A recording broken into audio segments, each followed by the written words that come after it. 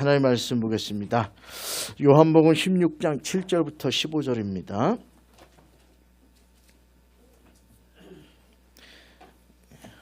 화면에도 있습니다. 요한복음 16장 7절부터 15절.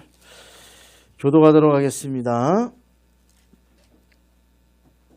7절부터 15절까지예요.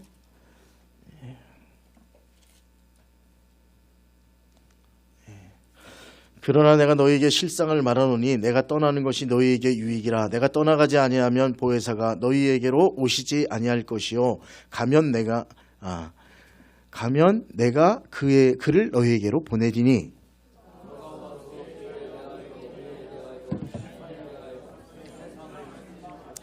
죄에 대하여 하면 그들이 나를 믿지 아니하며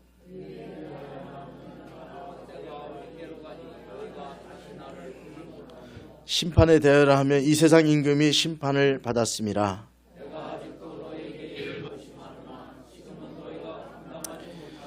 그러나 진리의 성령이 오시면 그가 너희를 모든 진리 가운데로 인도하시리니 그가 스스로 말하지 않고 오직 들은 것을 말하며 장래일을 너희에게 알리시리라.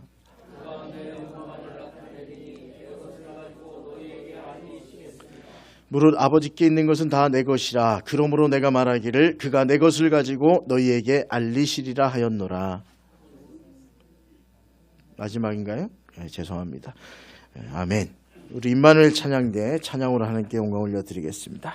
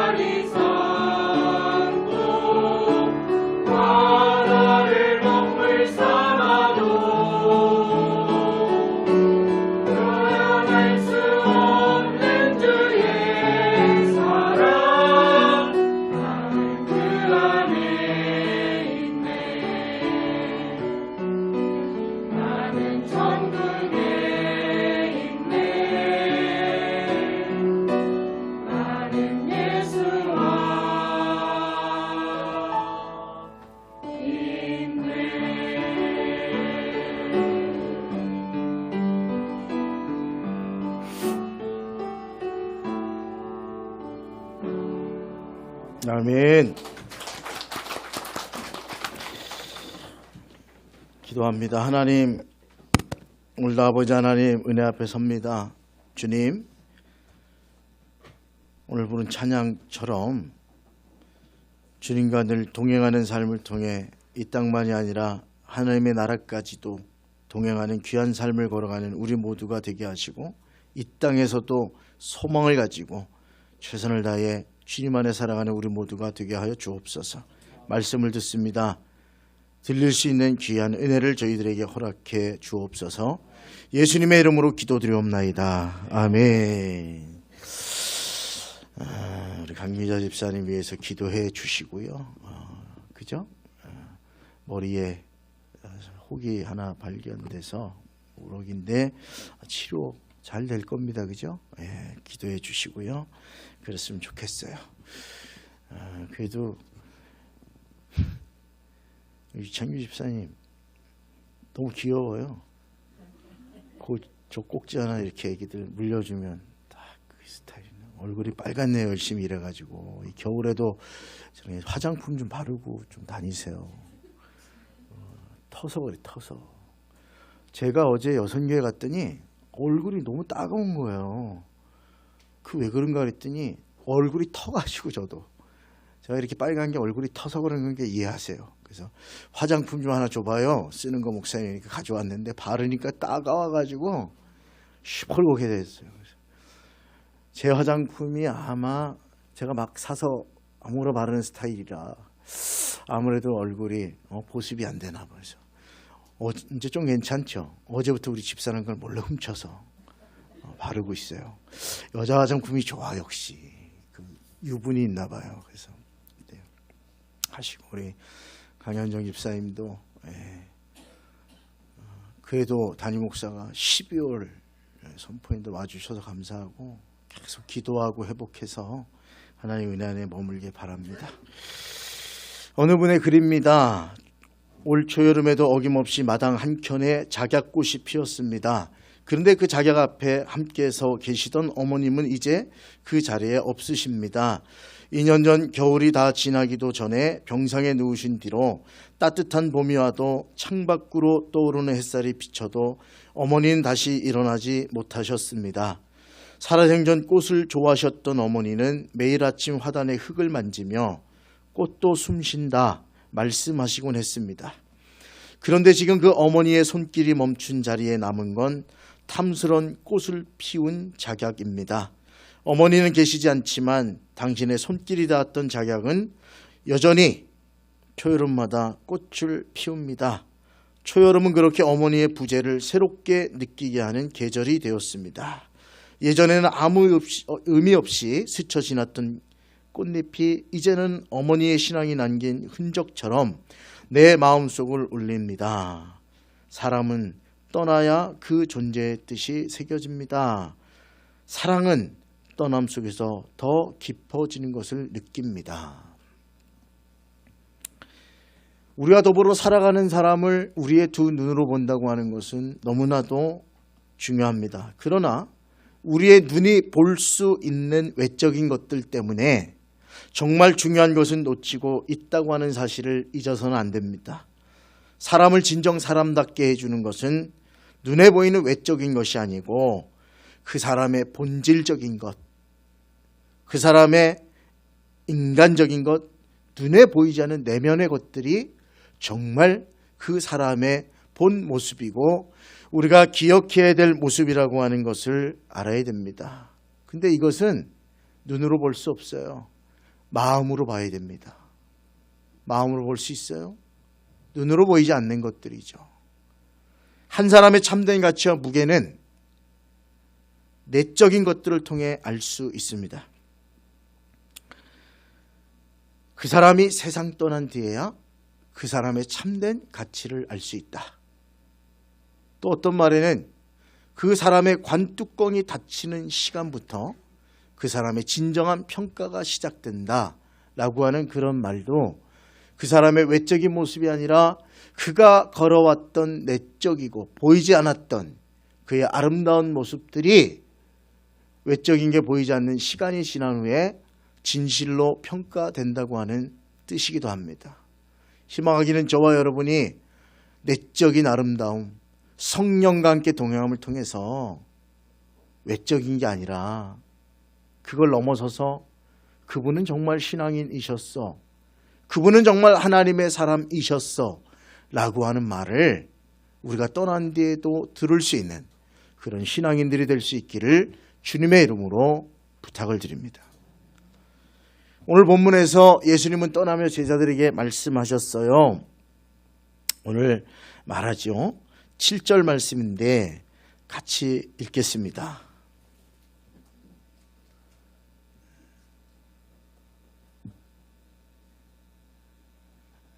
읽습니다. 그러나 내가 너희에게 실상을 말하노니 내가 떠나가는 것이 너희에게 유익이라. 내가 떠나가지 아니하면 보혜사가 너희에게로 오시지 아니할 것이요 가면 그를 너희에게로 보내리니. 오늘 주님이 말씀해요. 내가 떠나는 게 너희에게 유익이라. 얼마나 낯선 말입니까? 그분이 떠나면 그분을 더 이상 볼 수 없기 때문에 그것이 어찌 제자들에게 유익이 되겠습니까? 근데 주님은 내가 너희를 떠나는 것이 유익이라고 말씀하고 있습니다.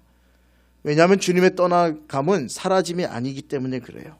그분이 떠남으로 그 이후에 말씀하신 대로 거룩한 성령이 오셔서 영원토록 너희와 함께 하실 것이기 때문에 내가 떠나는 게 유익이라 그렇게 말씀하고 있는 것입니다. 새로운 임재의 시작이 되기 때문에 주님이 육체로 가진 모습을 제자들 옆에서 보이지 않게 이제 떠나는 것이 유익이라고 말하고 있는 것입니다. 즉 한자리에서 머물던 육신을 입고 계시던 하나님이 이제는 그 육신을 떠남으로 모든 믿는 자들에게 거룩한 성령으로 동행하시며 함께 계시기 때문에 그것이 유익이라고 말씀하고 있는 것입니다. 본문엔 유익이란 말을 또 쓰는 사람이 있어요. 요한복음 11장에 보면 너희가 아무것도 알지 못하는도다 한 백성이 한 사람이 백성을 위하여 죽어서 온 민족이 망하지 않게 되는 것이 너희에게 유익한 줄을 생각지 아니하는도다 라고 말했던 당시의 대제사장 가야바가 유익이라고 하는 말을 씁니다. 근데 생각해 보십시오. 여기서 말하는 너희는 누굽니까? 가야바를 비롯한 종교적 기득권을 잡고 있었던 세력을 뜻하는 거죠. 결코 너희 타인의 유익이 아니라 자기들 자신만의 유익이 예수님을 없애버리는 것이다. 그렇게 말하고 있는 것입니다. 그들은 누구보다도 하나님을 잘 아는 사람들이었고 하나님을 섬기는 사람들이었음에도 불구하고 실상은 자신들의 유익만을 추구하는 하나님과는 전혀 관계가 없는 그런 인생들이었다고 하는 사실입니다. 그런데 오늘 주님이 유익을 말씀하고 있어요. 그 유익은 가야바가 말하는 유익이랑은 완전히 다른 유익입니다. 가야바의 유익은 자기 자신만을 위한 이익이었으나 예수님의 유익은 당신 자신 위에 모든 사람들을 위한 유익이었다고 하는 것에서 차이가 있습니다. 예수님은 당신을 버림으로 다른 모든 사람들에게 유익을 주는 그런 분이 되셨습니다. 우리의 신앙생활은 어떻습니까? 나 자신의 유익만을 추구하고 있습니까? 나 자신의 이익에 맞지 않으면 하나님을 안다고도 말하는데 하나님의 일을 하지 않습니까?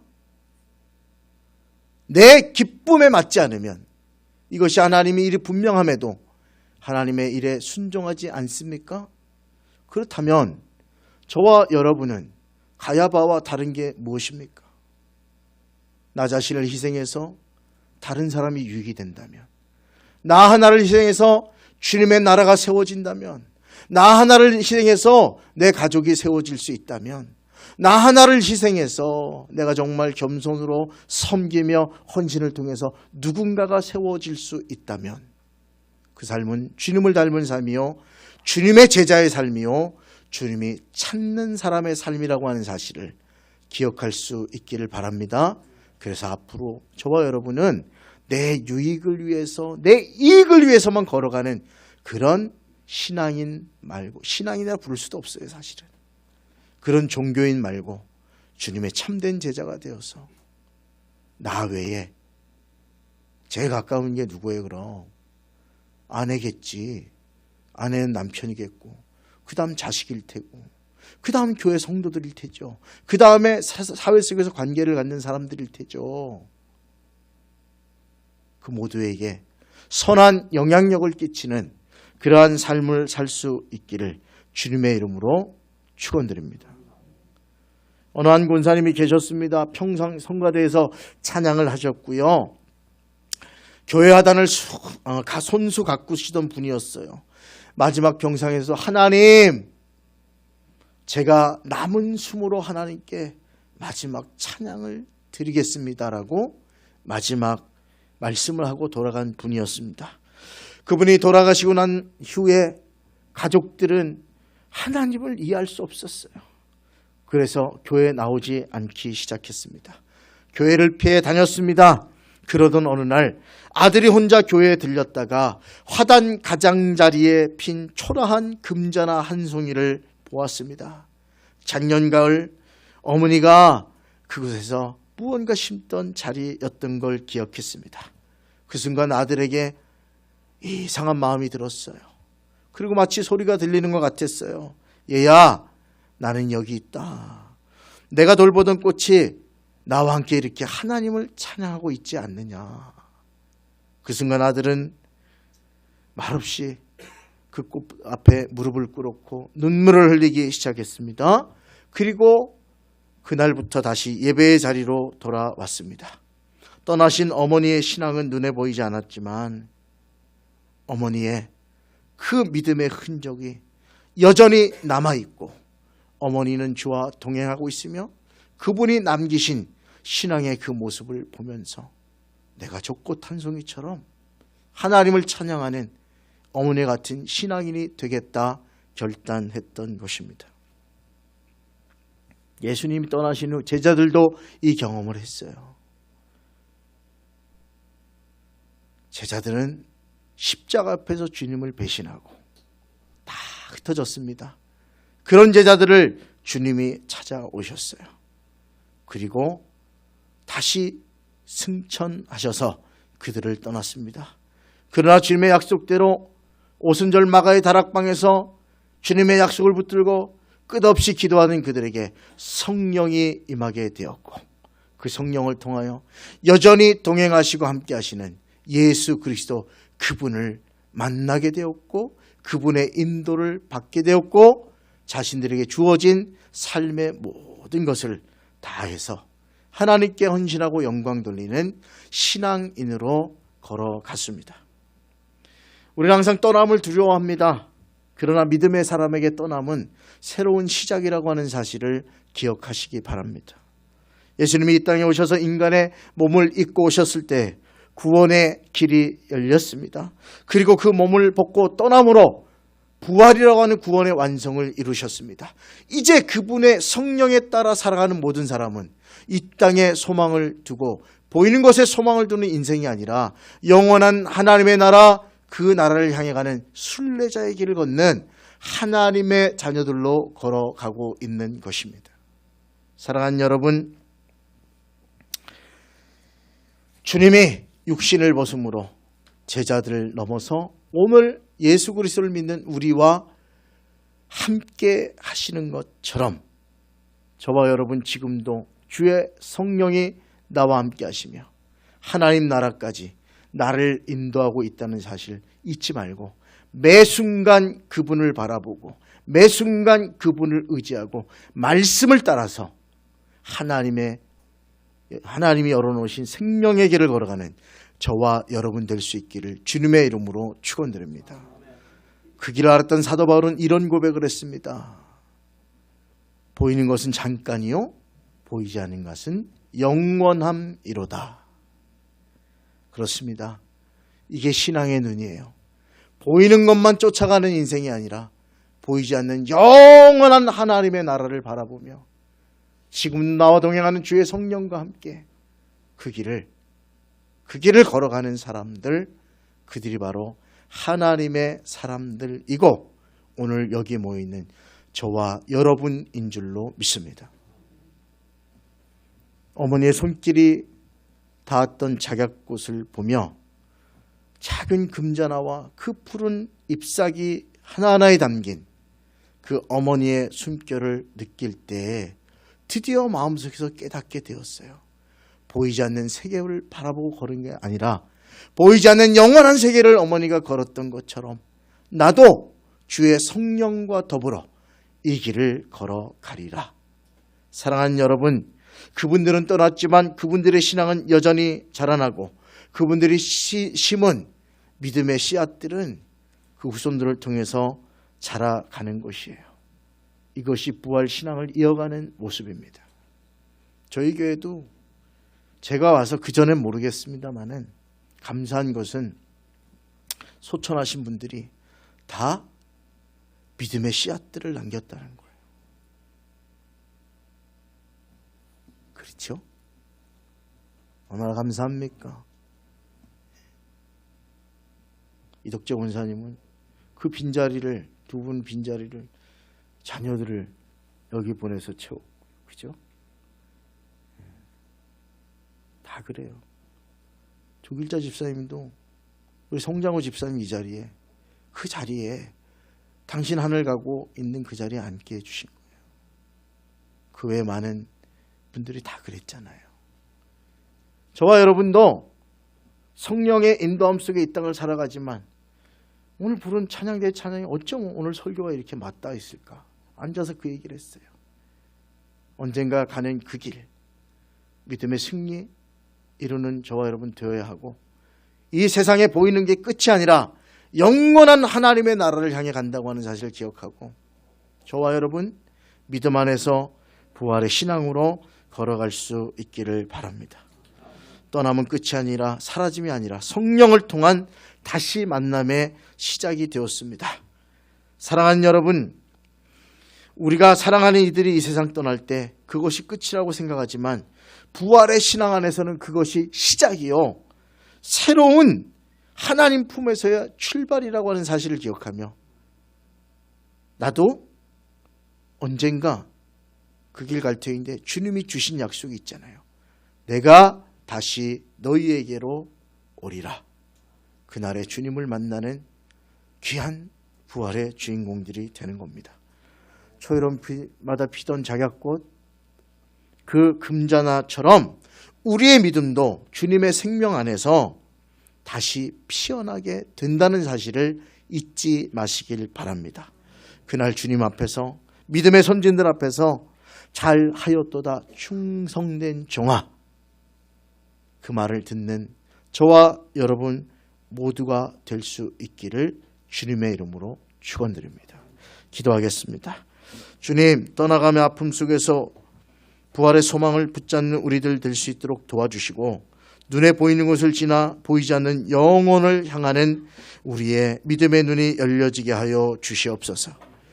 주님의 임재를 날마다 보게 하시고 어떤 상황 속에서도 우리와 함께 하시는 거룩한 성령께서 우리 여기 있는 모두와 함께 하시니 그분과 더불어 이 땅에서 주님의 말씀 따라 때로는 아버지 승리의 계가를 누르며 때로 힘들고 어려울 때 찬양과 영광 돌리며 이 믿음의 걸음을 걸어가 승리하는 우리 모두가 되게 하여 주시옵소서. 그 일 위해서 또 은혜 얻고자 부흥성회를 준비했습니다. 모두가 은혜 받고 셈 얻는 시간, 새로운 출발이 되는 시간으로 인도해 주시옵소서. 우리 주 예수 그리스도의 이름으로 축복하며 기도 올리옵나이다. 아멘.